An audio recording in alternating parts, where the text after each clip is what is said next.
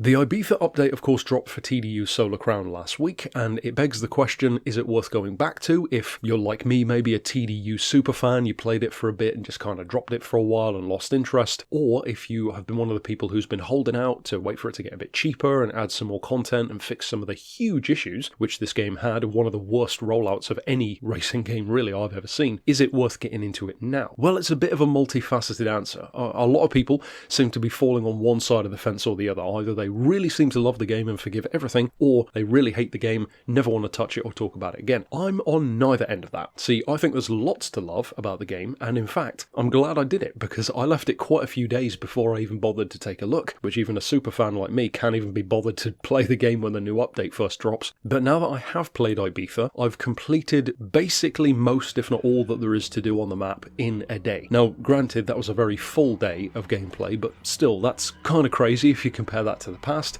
So it begs the question, how on earth can you do Ibiza in a day? Well, simply put, because the map is much more limited, and it looks to me like they are definitely planning to, as the name would suggest, unlimit the map and make it the full size in due time. For now, it's basically just the south section. You can drive off the map, but then it resets you after about 3 seconds of driving, so there's definitely more to come. It's just that now this is what we have access to. And one thing I will say about the rollout of updates that they're doing is that I like that it's like Gran Turismo, and that is that even though the game may have had its flaws or its problems, they're not at least charging for it. To me, that's a good idea. Having the maps free, if Hawaii, for example, were to come back down the line, that would be another fantastic update if it were to arrive for free, etc. But what other updates have there been? Well, this is where it gets really interesting, because Ibiza, of course, is the tentpole here in terms of grabbing people's attention, but I actually think a couple of the other smaller updates, or what could seem to be smaller, are actually what makes this the best update they've done so far. And if you were waiting for a time to get back into it, if you've played absolutely nothing, then this might actually be a good time for a couple of reasons. And one of them isn't just to do with gameplay. See, I'm going to say the second reason first. The second reason is because this game's biggest flaw, as many games are these days, is that it's always online. And that means that if you wait long enough, you'll have far less time to play the game before Drive Club or The Crew style, they shut down the server. So yes, on the one hand, you could wait for years for it to get cheaper and cheaper and cheaper and have more and more content, but you'll also have less and less time to enjoy the game before it gets shut down, if indeed that does happen. So from one perspective, yes, it's a good idea to wait for it to get cheaper, just don't wait so long that you don't get any enjoyment out of it. That would be my advice there. Secondarily, as far as just the immediate benefit, I would definitely say this has made vast improvements to the game. Not only having another map, which of course is fun, and to be honest, I actually like what we have of Ibiza in this game more than I did the entire Ibiza map in the second game. I never liked Ibiza. I don't know what it is, the vibe just feels different in this one now. It actually kind of reminds me of a Forza Horizon kind of vibe on the map, like a Horizon 3 or Horizon 4, which to me isn't necessarily a bad thing. By far the most important other thing is the AI. The driving AI has been massively changed, and even though some will still be disappointed by the fact that you don't have like a super in-depth difficulty of AI setting, the AI has been hugely nerfed. So for some people you may actually have the opposite problem where you find it too easy. There is still some of that classic, rubber banding that they do, but another thing that they've done, at least in Ibiza, to counteract that is actually quite fun in a almost Project Gotham kind of way,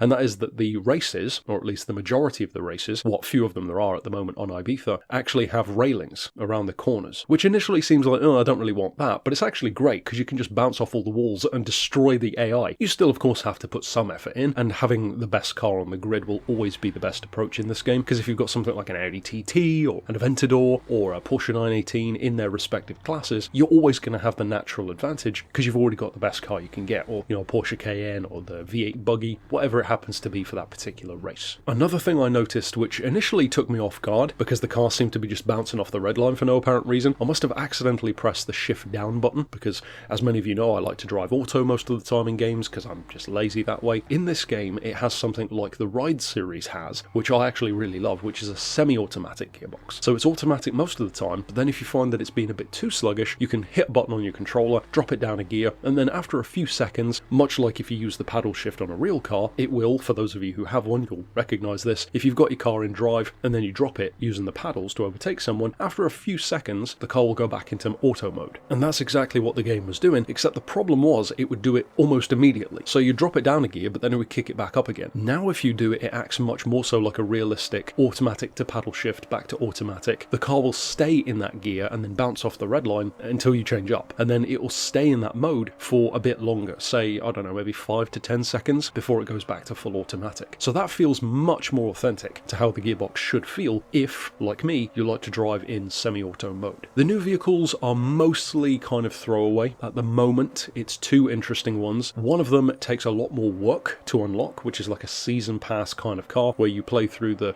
solar achievements, if you will. You win something every step of the way, and then eventually you get the Lamborghini Diablo. And then for the other vehicle, it's the Ferrari California, the original shape California, which for many people you'll probably be like, who really cares? That one's more of like an ultimate goal vehicle as it's presented on Ibiza, but it's like 2 million. So, the prices are still ridiculous in this game in terms of how inflated they are. And a prime example of that, I might even include some footage here in the video, is when you're first introduced to Ibiza, you can see about 6 special edition cars, which are kind of a throwback to those weird, Mustang with lipstick on it and various other cars that you'd win in Ibiza. For me, I never cared about any of those cars anyway, like the Solar Crown cars or the Boss cars, but they're way overpriced in this game. You're talking like multiple millions for an Alpha 4C, the kind of cars where unless you've got a huge amount of disposable income, there's really no reason to buy them. You can buy the normal versions and just have a better car for a way lower price, which is what I'd recommend doing. The biggest downside for me in terms of this one, and some people might not view this as a downside, and that is that the supercars and hypercars in particular have been hugely nerfed. You'll see, for example, when I drive my Porsche 918, it's no way near as fast as they were before. I mean, it was literally insane. Once you get the Porsche, it's basically game over. You can tune the thing up to like 2,400 horsepower, at least before this update, and you'd be doing literally like 350, 360 mile an hour through speed traps, which is so much fun, and it's hilariously OP.